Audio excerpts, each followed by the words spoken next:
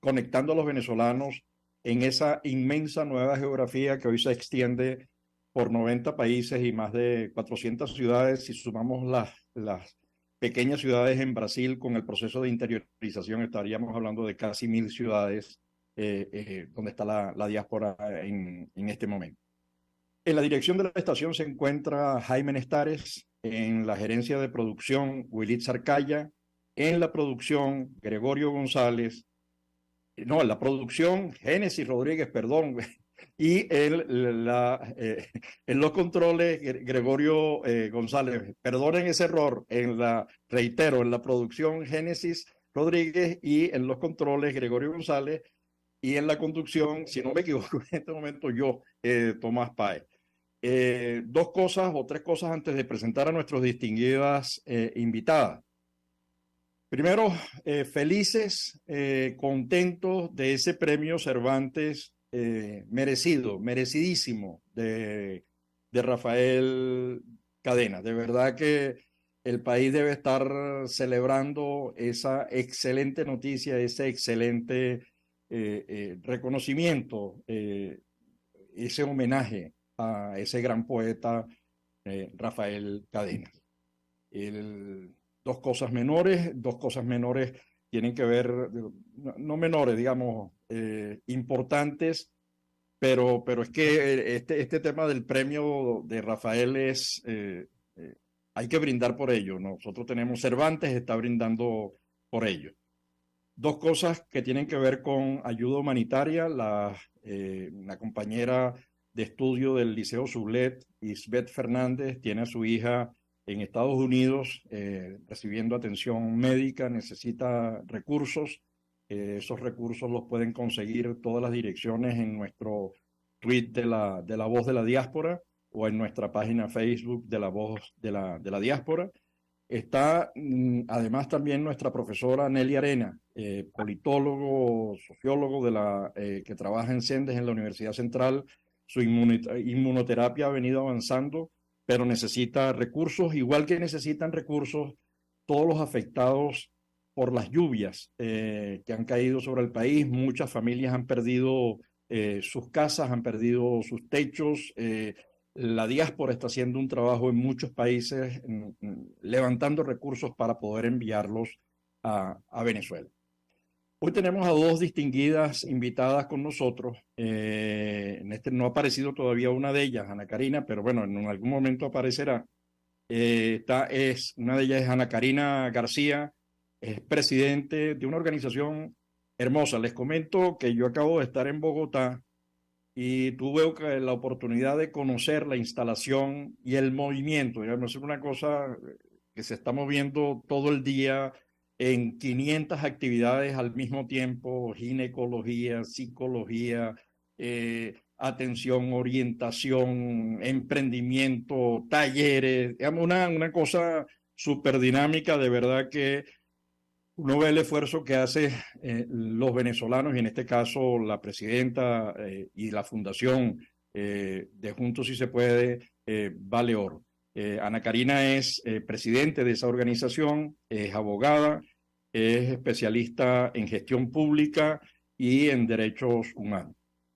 Pero a su lado también está Gaby Arellano, que aunque no es directamente miembro de Juntos Si Se Puede, lleva toda la responsabilidad de las relaciones públicas e institucionales de esta organización. Cualquier cosa me corrige si me equivoco, Gaby. Gaby es licenciada en Historia, pero además es diputado de la Asamblea Nacional, es decir, fue electa con los votos y el respaldo de los venezolanos en este momento en Colombia, haciendo con esa organización un hermoso trabajo. Yo quisiera comenzar por allí, Gaby, comenzar por conocer y que le muestres a los venezolanos que están dentro del país lo que hace una organización, la cantidad de gente que atiende, en las áreas en las que se presta servicios, una cosa de verdad de lujo, dar a conocer a los venezolanos esa organización donde además hay gente muy querida que participan allí como trabajadores activos, acompañando ese hermoso esfuerzo. Gaby, gracias. Hola Tomás, ¿cómo estás? ¿Me escuchan bien? Sí, sí, perfecto. Hola, saludos a su audiencia, felicitarlos por este espacio de trabajo de hormiguita. De lunes a lunes, pues hace unir algo que es realmente una tarea de todos los venezolanos, de que se una ese país, el que está dentro y el que está fuera, de manera constante por este espacio. Primero agradecerte el espacio, comienzo disculpando que no está en la Karina todavía, pero está en este instante dando un taller o terminando un taller con unos emprendedores acá en Bogotá. Te cuento, la Fundación Juntos Se Puede es una organización que nació desde el 2019. Yo trabajo voluntario en este equipo desde la pandemia, desde 2020. Aquí tenemos dos sedes. Hay una sede acá en Bogotá, que fue la que tú conociste, es una sede que está ubicada en la 104, 54, 31 de relativamente el centro de esta inmensa ciudad colombiana. Estamos acá atendiendo a venezolanos de lunes a sábado, de 8 de la mañana a 5 de la tarde, en distintas áreas. Hay una área de atención que es informar de los distintos servicios, deberes y derechos que tiene el migrante. El migrante llega a nosotros con alguna necesidad. Algunos piden para el arriendo, para temas de salud. Nosotros no damos ni dinero ni comida, pero damos herramientas e información para insertarlo productiva y efectivamente en la vida en Colombia. El migrante llega hacia la Fundación Juntos Se Puede con una necesidad y en una conversación que tiene con cada uno de los miembros de esta organización, pues se va profesionalizando y se va interiorizando en las necesidades y el entorno de ese migrante, donde se le descubre cosas que a veces ni ellos mismos sabían. Ejemplo, el migrante llega preguntando, ¿cómo hago? Porque, bueno, tengo un familiar con diabetes y no he podido ingresar al sistema de salud. Y sale de la casa luego de una conversación que puede variar entre 10 a 30 minutos. Mire, usted no solamente necesita que su familiar tenga asistencia médica, sino usted ni sus hijos, ni su pareja están en el sistema de salud. Puede que esté regularizado, pero eso no da dentro automáticamente en el sistema de salud. El sistema de salud colombiano es distinto al sistema de salud venezolano. Usted no tiene a sus hijos estudiando acá en la capital de Colombia por norma, con papeles o sin papeles, los niños tienen derecho a la educación. Y así esa conversación va llevando a una interpretación y a una solución a los distintos problemas que tiene un migrante, que el primero pasa por tener redes de apoyo. El migrante aquí en Colombia, en cualquier parte del mundo, usted lo conoce muy bien, profesor Tomás, cuando no se tiene redes de apoyo, pues evidentemente es más difícil salir adelante y avanzar. En el caso de Colombia, los papeles y el otro dolor de cabeza de los venezolanos, el tener la capacidad de pagar el arriendo, porque todos vivimos alquilados o arrendados, como se usa aquí el término en Colombia. Esa es la primera necesidad, como tener un trabajo para cubrir ese pago de alquiler todos los meses, y ese trabajo se puede dignificar o mejorar de acuerdo a tu estatus regular, si tienes o no tienes papel. De ahí hacia adelante comienza todas unas capas que hay que pensar que se deben conocer para poder integrarse efectivamente. Además de toda esta área de atención, tenemos una área de formación donde se dan talleres a emprendedores, hay unos programas con líderes comunitarios, hay un programa con líderes más enfocado al tema político, hablando con venezolanos sobre la justicia transicional y estudiando el modelo colombiano de todo este proceso denominado La Paz.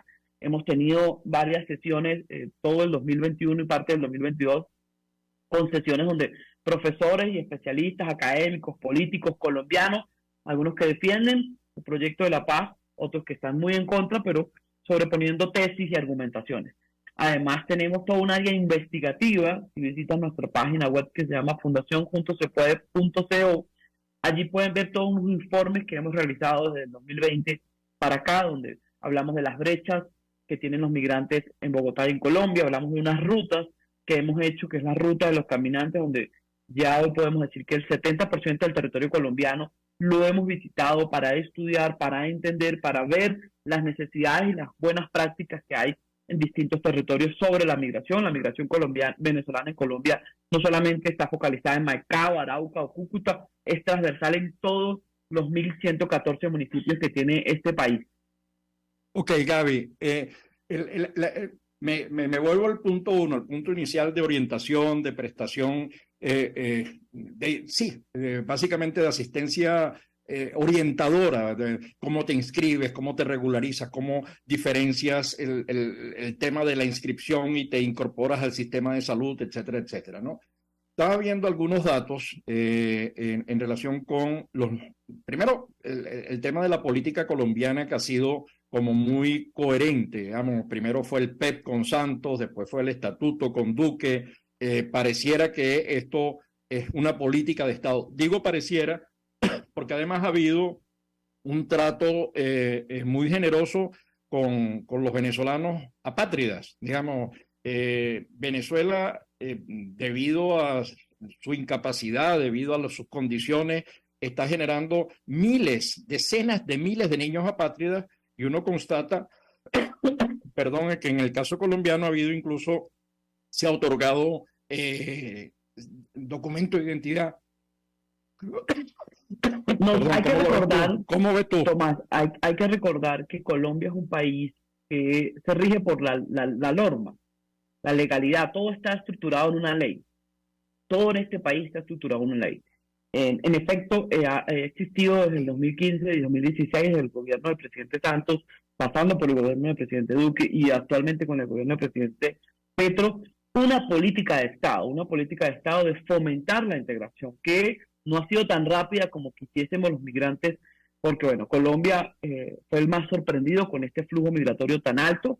Recordemos que Colombia es un país que históricamente ha expulsado de su territorio a sus propios nacionales y de la noche a la mañana le tocó recibir a una oleada de migrantes venezolanos, pero también recordemos de retornados colombianos, porque esa población de colombianos que se movió a Venezuela durante tanto tiempo, que echó raíces, hoy hay muchos hijos de colombianos que vuelven a Colombia, que tienen la nacionalidad, algunos otros vienen a hacer el proceso, que también hay que sumarla a ese número ya grande de 2.700.000 venezolanos, que hay una cifra de aproximadamente, cifra conservadora de la Registraduría Nacional de Colombia, de 1.500.000 de retornados. Estamos hablando de un volumen en menos de una década de casi más de 4 millones de seres humanos que han llegado a impactar la vida en Colombia transversal. Ante ese impacto que ha sido muy acelerado, el Estado colombiano, sus instituciones han pensado en cómo hacer todo el andamiaje jurídico para poder hacer esa inserción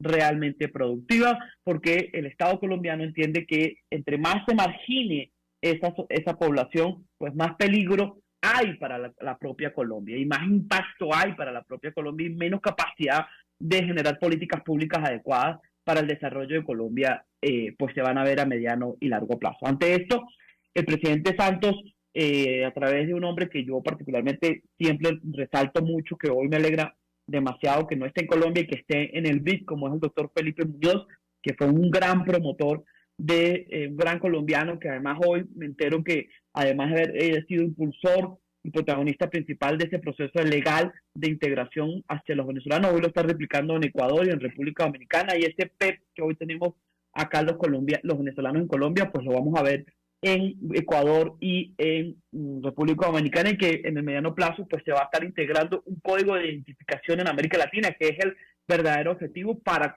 fomentar una integración efectiva.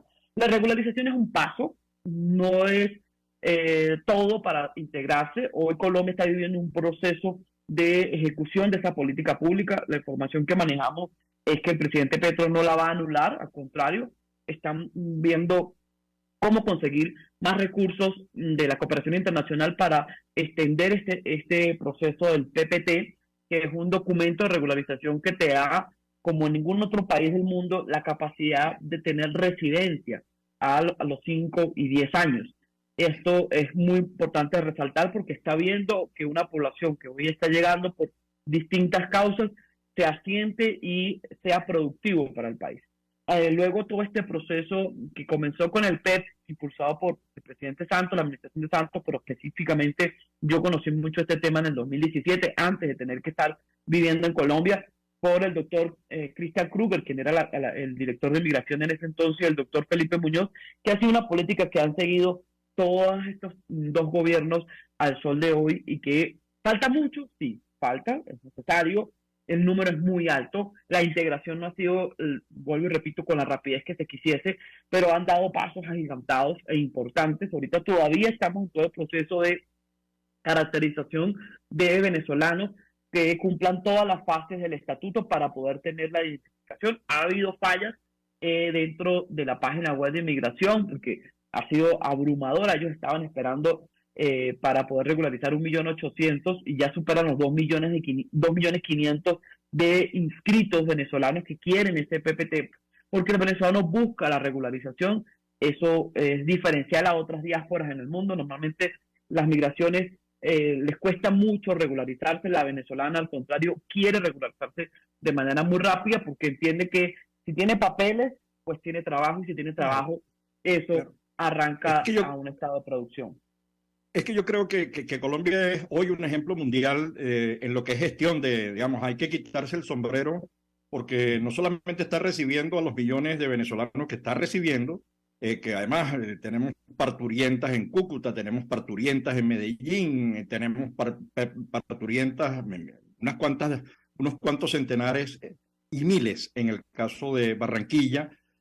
Estaba leyendo hace unos días el artículo que sacó el grupo, que es un grupo que yo respeto mucho, que es el Observatorio Venezuela de la Universidad del Rosario, donde está un equipo, Francesca, está Ronald, está además un amigo venezolano, Chomin, que es espectacular.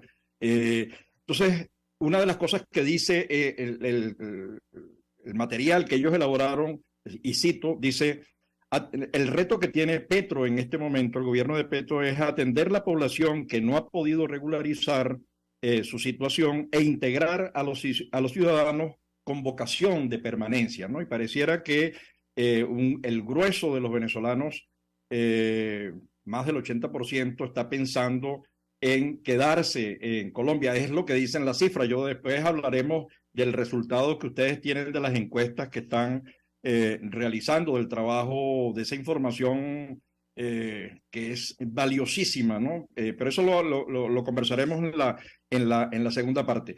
¿Tú piensas que, y hago una pregunta directa, hubo una presentación de una persona que integraba el equipo de Felipe Muñoz, y yo coincido con tu apreciación de Felipe, el trabajo que hizo Fronteras y el trabajo previo que había hecho Kruger también en migración, ha sido todo un trabajo espectacular.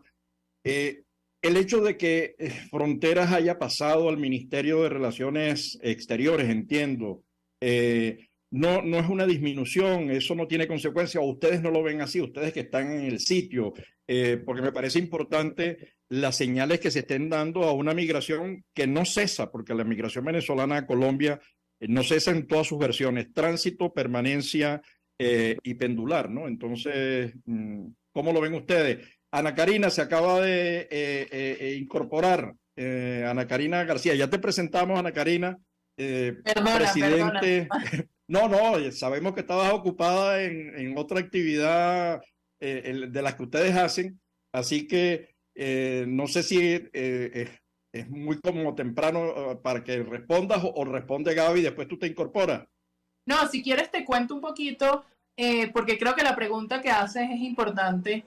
Esto es un tema de estructura del Estado, ¿no? Cuando tú creaste la gerencia de frontera en el gobierno de Juan Manuel Santos, esa gerencia se crea para poder articular todos los temas de la migración, que era transversal, tanto en los ministerios como en los gobiernos locales, y al final lo que buscaba era articular al Estado desde una figura, desde la presidencia de la República, porque tenía autoritas frente a todas las demás estructuras del Estado. Al tú sacar y eliminar la gerencia de frontera, incluirla dentro de Cancillería, la pregunta que queda en el aire es si dentro de Cancillería se va a tener el autoritas para poder engranar a los distintos niveles del Estado y sobre todo para apoyar a los gobiernos locales. Porque el gran problema del tema migratorio no se da en una política nacional, porque bueno, la política del PPT nos ayuda a regularizar, nos ayuda a poder empezar un proceso de integración, pero a la hora de la verdad, los que les toca la problemática de la migración son a los gobiernos locales. O sea, la gente no va y toca la puerta de Cancillería o la puerta de la Casa de Nariño para buscar cómo entrar a un proceso de integración en Colombia, va y toca la puerta de la alcaldía. Entonces, la gerencia de frontera, al no existir, lo que hace es dejar desprotegidos a los gobiernos locales en términos de políticas públicas. No hay quien los apoye en cómo enfrentar esta realidad. Ahora, eso es, digamos, debería llamar la atención, porque si algo tiene claro Colombia es, por un lado, ves el impacto, tienes 2,5 millones, es un poco más realmente venezolanos en diáspora, y parte de ellos también son retornados, pero el impacto es diferencial. Digamos, los 500,000 personas que hay en Bogotá representan unos puntos un porcentaje muy pequeño de la población, pero si tú lo agarras en Cúcuta, representa de pronto el 20% de la población. Y las condiciones que ofrece Bogotá en términos de infraestructura, instituciones, posibilidades de empleo, etcétera, son muy distintas a las que ofrece Cúcuta. Entonces, dejar ese vacío es como preocupante. Como tenemos que ir a un corte, tenemos que ir a un corte en 2 minutos, por favor, preciso, y después, si quieres, retomamos el tema porque es muy importante lo que tú acabas de señalar, Ana Karina. No, la pregunta solo que yo quiero dejar en el aire es hasta dónde la Cancillería colombiana tendrá las potestades de apoyar a los gobiernos locales en la implementación de políticas públicas para la integración de la migración.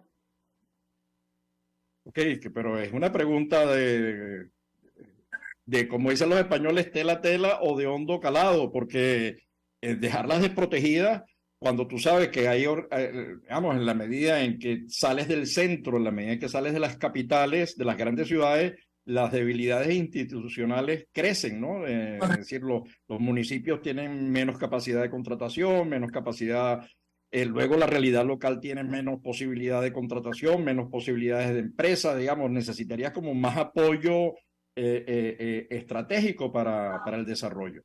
Pero bueno, ahorita vamos a un corte. Qué bueno que están las dos. Me gustaría al retorno hablar un poco de cómo evalúan ustedes sus propios resultados, es decir, los datos que hablan por lo que ustedes han hecho. Ya Gaby contó todo lo que han venido haciendo en las distintas áreas, o casi todo, pero de manera sintética.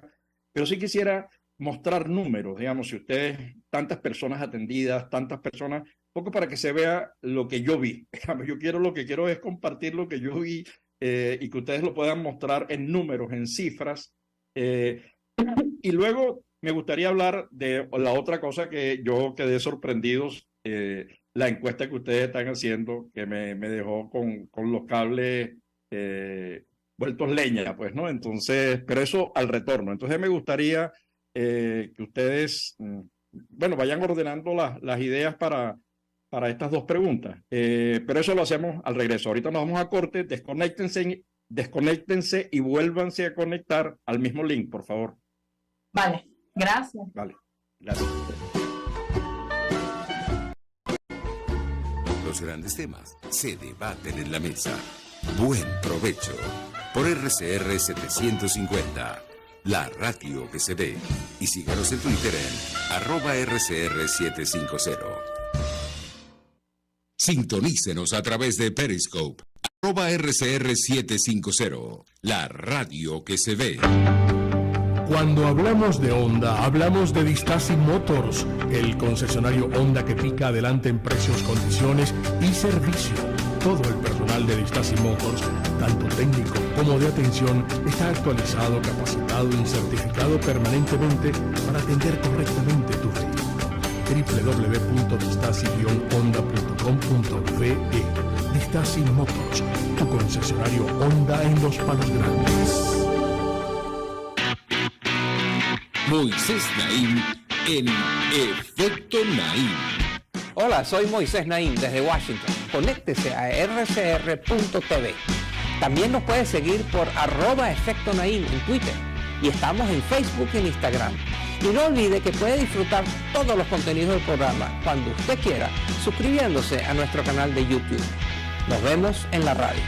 Los miércoles y viernes a las 7 de la noche. Solo por RCR 750 AM. Contigo. Que les habla Eduardo Battistini de Primero Justicia. Una de las grandes enseñanzas que vamos a tener los venezolanos después de todo este proceso que estamos viviendo es a valorar cada vez más lo que tenemos en Venezuela.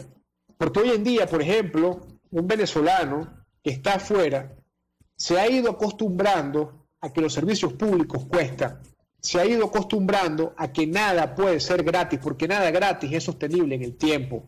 Y yo espero y aspiro que cuando vayamos a Venezuela, la reconstrucción de nuestro país no solamente sea una reconstrucción física de la destrucción que ha hecho el chavismo en la infraestructura y en la economía venezolana, sino también vayamos a una reconstrucción de la forma de pensar y de cómo nosotros afrontamos el ser ciudadanos realmente en el marco de un país que necesita de una ciudadanía que colabore y que sea parte de la solución y no sea parte del problema. Contigo, solo por RCR, porque lo bueno une.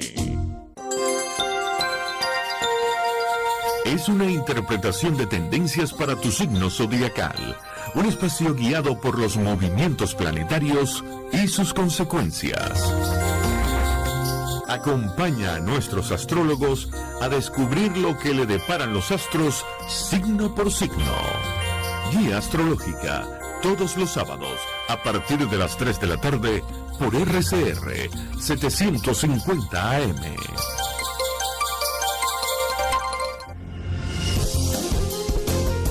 RCR 750 AM, porque lo bueno une.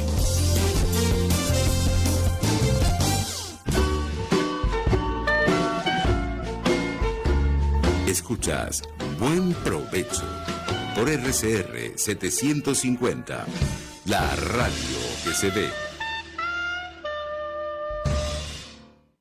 Ya de regreso a nuestro segundo segmento, La Voz de la Diáspora en Buen Provecho, con dos distinguidas invitadas. Ana Karina García, quien es presidente de Juntos Sí Se Puede, es abogado, especialista en gestión pública y al mismo tiempo también una trabajadora en el área de los derechos humanos. Y Gaby Arellano, quien es licenciada en Historia, diputada, además es la responsable de las relaciones institucionales de Juntos, es un mecanismo de apoyo. Ella apoya el desarrollo del tema institucional de esta organización Juntos Si Se Puede, que preside Ana Karina. Yo les había comentado que conocí una de las sedes, me dijeron que tienen dos, esa sí no la vi, la otra no la vi, pero me la creo porque la organización que yo vi es una infraestructura enorme, es una infraestructura donde había gente a cada rato, digamos, entrando, saliendo, moviéndose en 500 actividades. Y yo quisiera que Juntos Sí Se Puede, a través de su representante Ana Karina, nos dijera algunos datos para mostrar lo que se está haciendo, lo que hace la diáspora, lo que hacen las organizaciones que la diáspora crea para atender a sus compatriotas dentro y fuera del país. Entonces, Ana Karina, por favor. Bueno, Tomás, la Fundación Juntos Se Puede tiene desde hace 4 años trabajando con población migrante, refugiada, retornados. En nosotros hasta hoy hemos atendido 72.000 migrantes en nuestro modelo de atención 360, que busca la integración en términos de documentación, salud, educación, etcétera, entre muchos servicios que ya Gaby les contó. Pero además nosotros tenemos 2 programas de justicia transicional y liderazgo comunitario. En el primero hemos formado a 40 jóvenes venezolanos que les interesa lo público. Estos números no son tan altos como los procesos de atención, pero para mí siempre son importantes de reconocer porque yo creo que la formación es clave para el desarrollo y la mejora de nuestro país, ¿no? En el programa de líderes comunitarios hemos ya formado 70 líderes comunitarios que están haciendo incidencia en territorio, que siguen ejerciendo su liderazgo comunitario desde el exilio. También tenemos un programa de emprendedores donde hemos formado más de 140 emprendedores, a los cuales a 20 de ellos en la primera corte se les entregó Capital Semilla y ahora en la segunda corte que estamos terminando vamos también a premiar a 20 de ellos para ese proceso de fortalecimiento, porque el objetivo de estos emprendimientos es que pasen de ser emprendimientos de subsistencia a emprendimientos de oportunidad y que esos emprendimientos de oportunidad a mediano y largo plazo puedan generar empleo. Es decir, un poco que la venezolanidad y esa visión de emprendimientos desde la venezolanidad puede ayudar a generar también desarrollo productivo en los países de acogida. También nosotros tenemos un programa de madres gestantes que tenemos un año con él, gracias al apoyo de la Conrad Hilton, donde hemos atendido ya a 1.000 mujeres gestantes durante todo el año. Ellas pasan un año completo con nosotros. Por eso es que tú ves que las cifras son diferentes, porque el modelo de atención impacta inicialmente en un proceso de dar herramientas para esa mínima integración. El segundo son programas de formación que duran 4 o 5 meses con nosotros. Y el tercero son programas más enfocados en poblaciones específicas, que son poblaciones más vulnerables por algunas características, en este caso mujeres gestantes, donde pasamos un año completo con ellos. Entonces la Fundación Juntos Se Puede ha tenido distintas modalidades de atención, unas más generales como este modelo 360, otras más profundas en términos de impacto como Juntos Luchando por una Vida. Y al final, como organización, también tenemos actividades como los diálogos de actores, donde hemos tenido interrelación con más de 70 actores para crear un tejido social que permita que la atención de esta población y la integración de esta población sea efectiva, porque nosotros estamos convencidos de dos cosas. Uno, esto no es un trabajo individual. Es decir, esto no es un trabajo que puede hacer sola la Fundación Juntos Se Puede. Aquí hay que crear diáspora, y para crear diáspora hay que crear interrelación entre las distintas organizaciones. En Bogotá hay más de 20 organizaciones de la sociedad civil venezolana que trabajan día a día por atender a la población migrante. Pero el error que hemos cometido como diáspora es que actuamos cada uno desde su espacio y desde su pedacito de arena.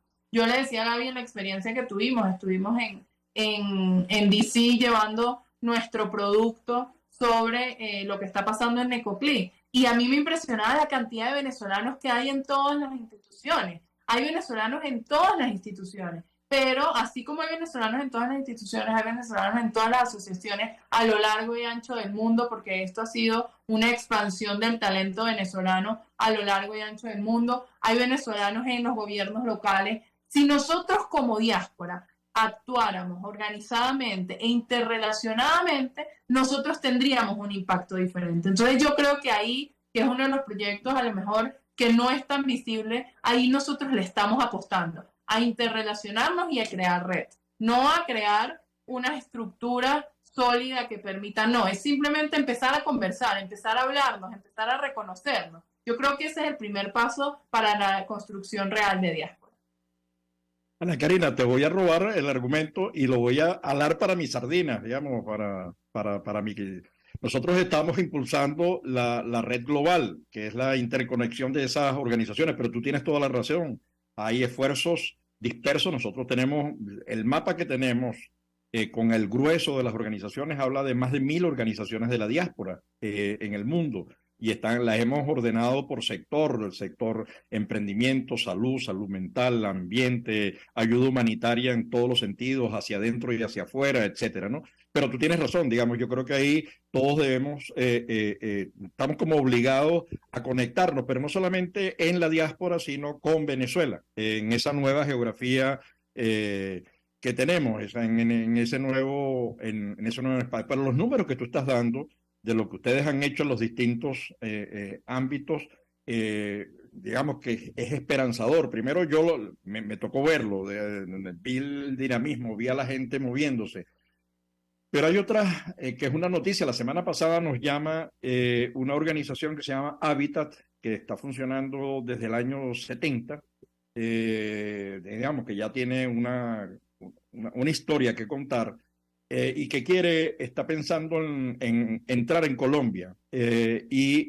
Yo pensé que era nada más en el tema de la vivienda. Dice, no, a nosotros nos interesa mucho el tema del emprendimiento en vivienda. Es decir, ¿cómo hacemos para mezclar lo que ellos están haciendo, que va desde asistencia técnica, trabajo voluntario, hasta conseguir recursos y financiamiento para el desarrollo de viviendas e incluso albergues en mejores condiciones? Es una buena noticia. En lo que tengamos ya perfilado el acuerdo, compartimos la información para ver cómo sumamos, porque yo creo que en la medida en que nos conectemos, ganamos. Pero la otra cosa que me llamó a mí la atención es el trabajo que ustedes están haciendo de la encuesta.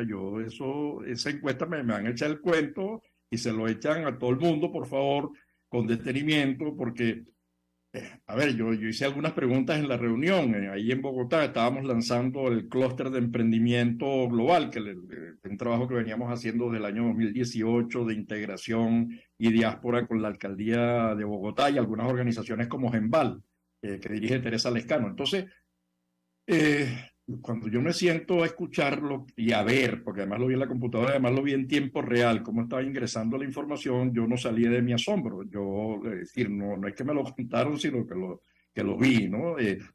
Entonces, allí los datos son impresionantes. Primero porque es el número, digamos, la cifra que en ese momento yo vi se aproximaba a los 1.000 o superaba levemente los 1.000. Ahora, me imagino que ahorita tendrán otra cifra. La segunda cosa es los estratos a los que pertenece. Son los estratos de menores recursos los que están respondiendo. Digamos, los estratos 1 al 4. Colombia tiene una clasificación, ustedes nos explicarán también eso también mejor que lo que puedo hacerlo yo, porque ustedes están allí, lo conocen. Y luego los resultados, bueno, no sigo, hablen ustedes porque a mí me llamó mucho la atención y quisiera que lo compartiéramos con nuestra audiencia global. Yo Tomás, gracias. Yo voy a contar el preámbulo de por qué hicimos este estudio. Primero, recordemos, la Fundación nació en agosto del 2019, un año antes de la pandemia. En el 2020 nos impactó a todos la pandemia, la vida, y a la Fundación también. Y hemos ido de menor a mayor, siempre entendiendo a ese venezolano que llega a nuestro entorno. ¿Cómo llega el venezolano a la Fundación Juntos Se Puede? Hay dos vías principales. Uno, a través de las redes sociales. Twitter, Instagram, Facebook, WhatsApp.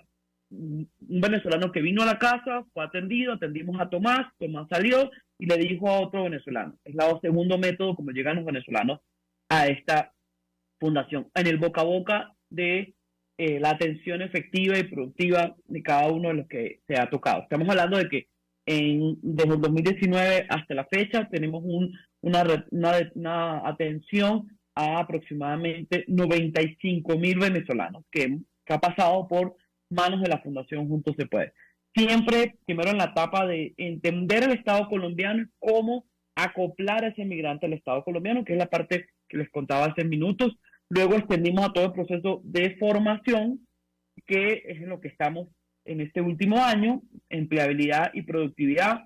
Recordemos que en la fundación llega el venezolano con oficios, con necesidades, y nosotros decimos, si te haces la hoja de vida, aquí hay estas ofertas de empleo, hay estas bolsas de empleo y hay una colocación de empleos. No son números muy altos, pero estamos hablando de 12 personas que la fundación al mes ayuda a encontrar su empleo digno con estándares laborales decentes, por llamarlo de alguna manera. De todo este proceso, este año, acá a esta casa han venido, como tú, Tomás, distintos actores. Yo vengo de hacer política en Venezuela, fui diputada y tengo relaciones con todos los actores. No milito en ningún partido político hoy, y eso es una ventaja porque aquí vienen de todas las tendencias de los sectores democráticos. Aquí se atienden a cualquier ciudadano y nunca se le pregunta su inclinación política, ni la que tuvo ni la que tiene. Solo se pregunta si es venezolano, se atiende, o si es retornado, se atiende. O hemos llegado al estado de que hemos atendido hasta cubanos en esta sede de la Fundación Juntos Se Puede, así como ecuatorianos también. En menor escala, pero han llegado. Luego de todo este proceso, este año, con unas visitas que tuvimos de varios actores políticos venezolanos a la casa, que también visitaron, la vieron como tú, nos generó una pregunta. Nosotros en todo este tiempo no preguntábamos si el venezolano pensaba en la política venezolana. Y se hizo este ejercicio, una muestra de 1.200 entrevistas personalizadas en la casa de todo venezolano que visitó la casa de todo el mes de septiembre y octubre. Ya terminamos la muestra de 63 preguntas, donde 2 personas del equipo se dedicaban a preguntarle al venezolano cuando iba ya de salida de la casa, ¿quieres hacer una encuesta anónima sobre estos temas sociales y políticos venezolanos? Los venezolanos, primera respuesta o primer hallazgo, el venezolano quiere hablar de política. El venezolano le interesa la política más de lo que nosotros mismos pensábamos de lo que está pasando en Venezuela. Tiene una visión negativa hacia los políticos, eso es una cosa, pero le interesa y quiere ser parte de la conversación sobre la política venezolana. De esas 1.200 personas, vale destacar que el equipo de la Fundación somos 33 seres humanos entre voluntarios y equipo que trabaja directamente. Entre esas 33 personas hay una compañera de la politóloga de la UCB que hizo un trabajo importante, era una encuestadora importante en Venezuela y tiene unas habilidades destacables y es quien monta toda la estructura de la encuesta, las preguntas, la relación y con un sistema digital que existe. Ana me podrá corregir el nombre de la plataforma que se usó, y de allí se empezó a hacer toda esta serie de preguntas donde se preguntaba qué sexo, dónde vivía, cuánto tiempo tenía en Colombia, si mandaba o no mandaba remesas hacia Venezuela, qué pensaba de la política, votaría en un proceso de elección presidencial en Venezuela si serían las elecciones pronto. Respuestas interesantes como que el venezolano quiere votar, el venezolano tiene nostalgia por votar. De los 1.200 entrevistados, 88% estaban inscritos en el REP en Venezuela, o sea, tienen derecho a votar en Venezuela. La alta disposición de ir a votar a Venezuela, si existe la posibilidad, pero mucho mayor la disposición de si se abren centros de votación en Colombia. Estos fueron hallazgos importantes, que la mayoría vive en estratos 1, 2 o 3, o sea, de pobreza extrema a una pobreza monetaria, pero que todavía envía el 67%, corríjame Ana si me equivoco en algún número, que envía remesas a Venezuela. Es menor a la del 2018, pero sigue siendo interesante el poder que tiene la persona que envía la remesa a la familia venezolana, que no estamos hablando de remesas de miles de dólares, estamos hablando de remesas de 50, 70, 80, máximo $100 que puedan enviar en un mes, y eso es un grupo muy pequeño. La mayoría manda entre 40 y 50 dólares. Ana tiene esas cifras más exactas, pero el primero... Yo en ese punto quería agregar que yo creo que hay un hallazgo importante, que es que el que está afuera, el 61% es la cifra exacta, está enviando remesas. Y hay que darse cuenta y empezar a analizar cómo cambian las estructuras familiares con el envío de remesas. Comparativamente, una de las migraciones más estudiadas en América Latina es Centroamérica. En Centroamérica hay un fenómeno que se ha venido dando de cómo cambia la estructura y el tejido social de la familia por el envío de remesas. El que envía remesas en Centroamérica es el gran decisor de la familia, es el que toma decisiones trascendentales en la familia, aunque está fuera. Aquí en Venezuela esto no ha sido estudiado, evidentemente, pero yo creo que ahí hay un análisis comparativo importante, que es entender y pensar en cómo ese envío de remesas está cambiando la estructura familiar en Venezuela y cómo esa persona que está afuera está teniendo incidencia en las decisiones familiares en el día a día, o cómo ese envío de remesas cambia la interrelación entre esos grupos familiares. Eso es algo que no hemos estudiado, pero yo creo que es importante, con el análisis comparativo de otras regiones, empezar a pensar en cómo está cambiando ese envío de remesas, la estructura y el tejido social de la familia venezolana. Antes de que continúe Gaby con la encuesta, un dato sobre este tema.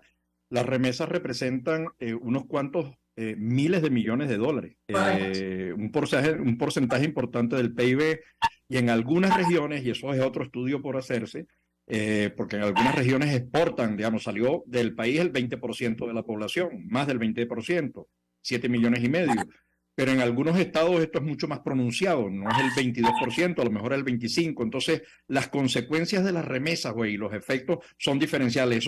Esos son estudios por hacerse. Yo creo que ahí deberíamos invitar a nuestros estudiantes, a nuestros investigadores al tema. Pero Gaby, termina por favor la información con esa encuesta, que es primero la disposición a votar. Ya eso es sorprendente, porque las encuestas más bien parecen hablar de lo contrario, pero lo que ustedes levantaron es impresionante. Por favor, sigue. Primero, destacar que el 75% de los encuestados son mujeres, 34 hombres.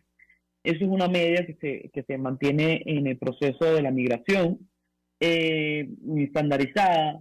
40% de los encuestados están en una edad entre 24 y 35 años. Importante que solo el 1% de los encuestados no tiene nivel educativo. Es decir, el 90% tiene bachillerato y un 27% estaba estudiando en la universidad y dejó los estudios en la universidad y salió de la migración.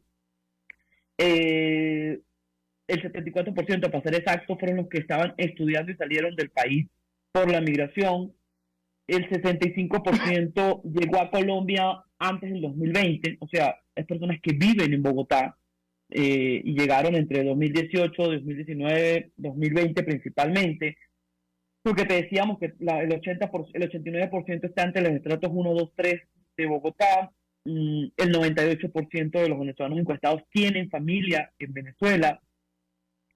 La encuesta se hizo de acuerdo a la proporción de población habitante en Venezuela, donde, bueno, sacamos de los encuestados, el 12% eran zulianos, el 10% de Miranda, el 8% del Distrito Capital, el 7% de Carabobo, y así hasta llegar al de Tamacuro, que tiene menor presencia. Vale destacar una anécdota del proceso de la toma de la encuesta, que nosotros en la Fundación no nos hemos percatado que la mayor cantidad de personas que llegan a nuestra casa es del occidente del país, es decir, desde Maracay, Barquisimeto, Zulia, Táchira, Mérida, Trujillo y Los Llanos.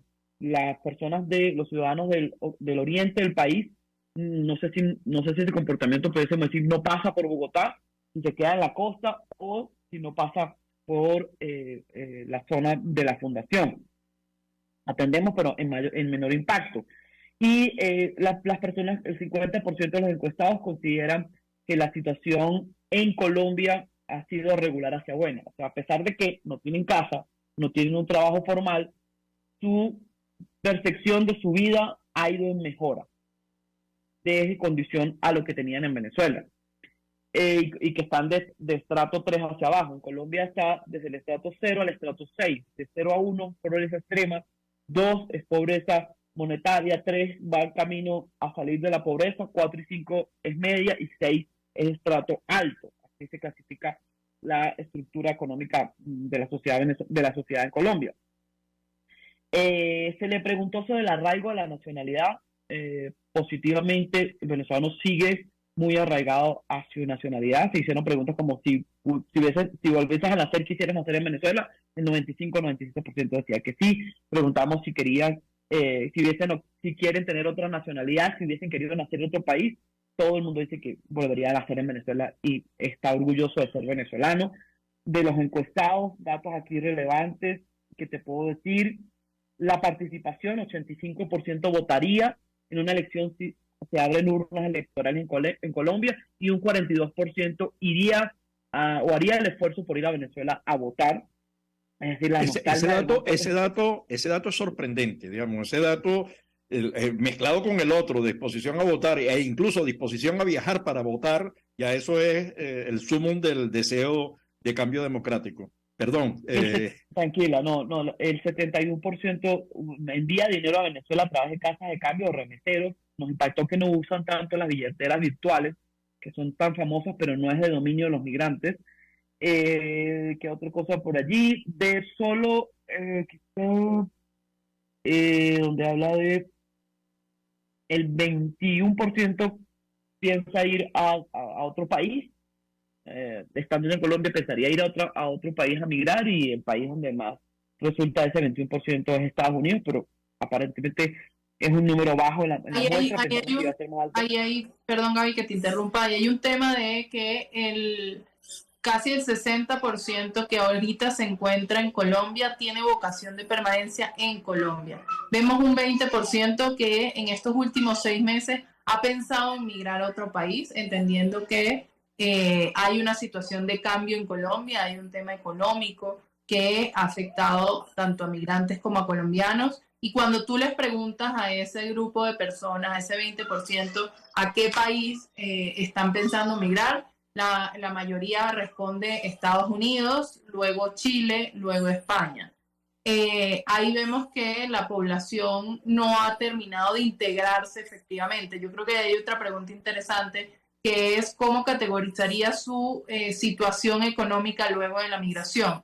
Casi el 70% de la gente dice que mejoró, pero si tú le preguntas cómo es su situación actualmente, es de regular hacia buena, es decir, no es que hubo un gran progreso económico, pero sí está mejor de lo que estaban en Venezuela.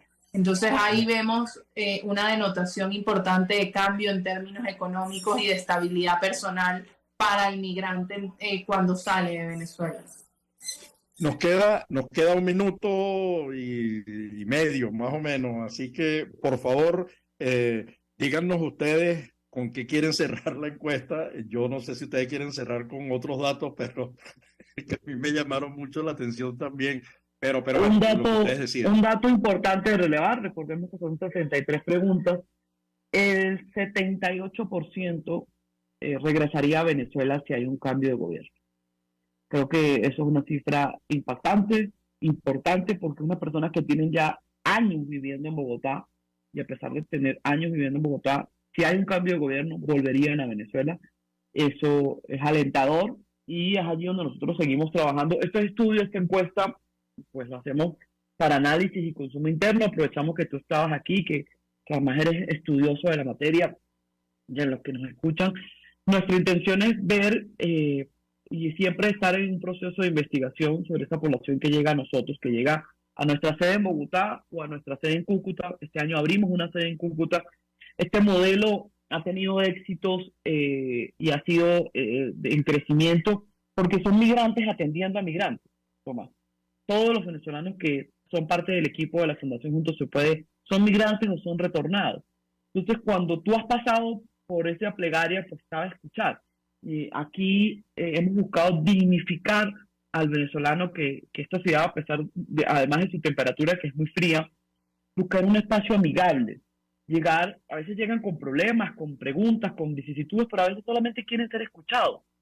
Solamente quieren tomarse un café, conversar con otro venezolano. Y eso es lo que le brinda esta fundación al venezolano, cambiar la mentalidad, que es en lo que más hemos trabajado, cambiar esa mentalidad asistencialista a poner una mentalidad de emprendimiento y de trabajo progresivo. Gracias por el espacio, de verdad, Tomás. No sé si Ana iba a decir algo más.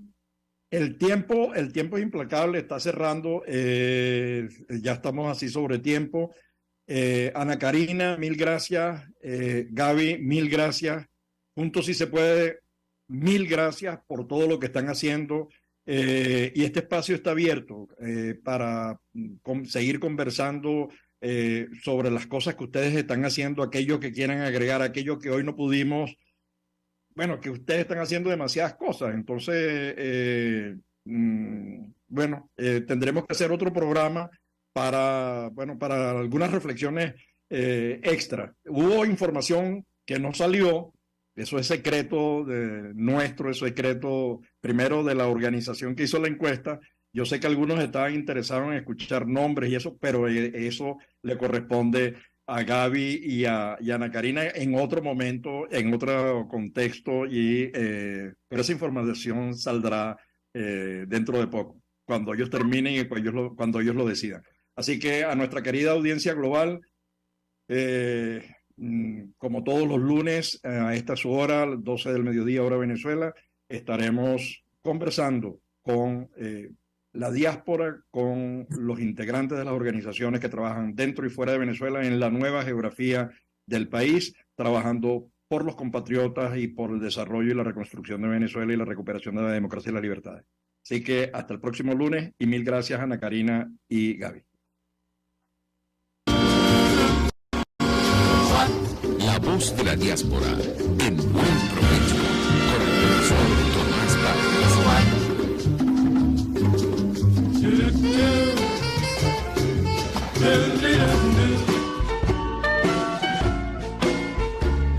RCR presentó